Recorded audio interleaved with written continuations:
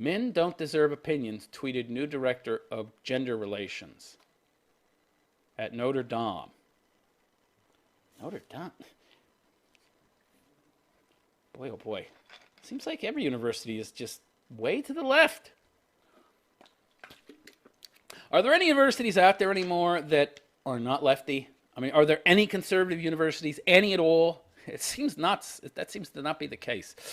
So, student government gender relations. Why do you need gender relations directors? And why is it that there's only on one side? It's always a woman, by the way. Has anybody out there ever seen a man as a gender relations director? I've never seen it. It's always a woman. So it's always representing women's issues, women's problems, women's concerns. What about men? Why isn't there a male gender relations director? Well, men don't need any representation. They already have all the representation they need. You mean in government?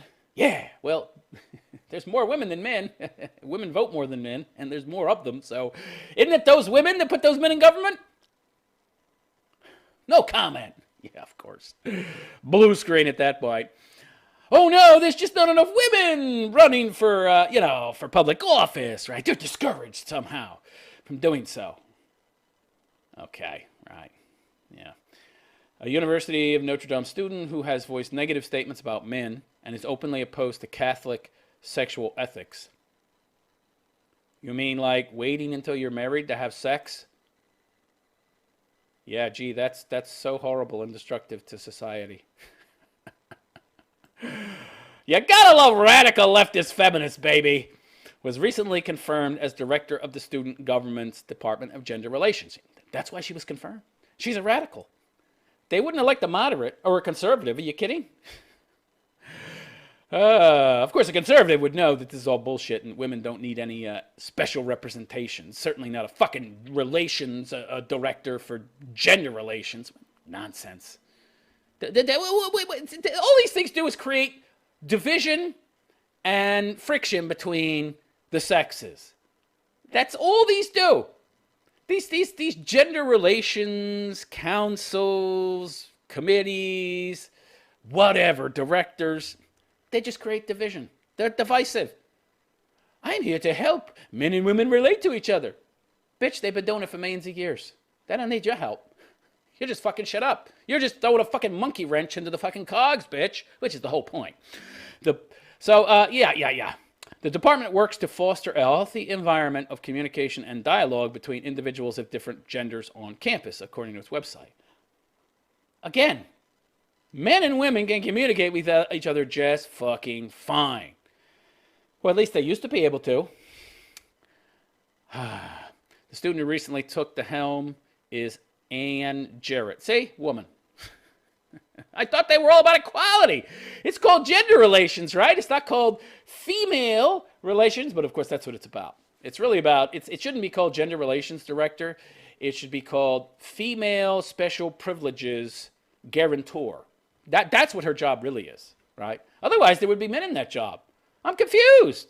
You're constantly talking about how we need a female president to show that the glass ceiling that doesn't exist has been broken through. Well, then why do all these gender director bullshit type jobs never have men? Thought you were about equality, right? Oh, boy. So, during the Student Senate confirmation hearing April 15th, Student Senate, oh, God. Sophomore Senator D.C. Morris raised concerns over Jarrett's ability to work effectively with men as gender relations director, given some of her past comments on social media. Listen to this. Here's one of those tweets. The only thing this has taught me is that men are gross and they don't deserve opinions, and I categorically do not want to fuck them. Lesbian man-hater. Okay. Really? Wow, that's the perfect choice. Here's another tweet. Catholic marriage isn't about love. It was conceived to make the illicit act of sex for the purpose of procreation, evangelization. She's a moron.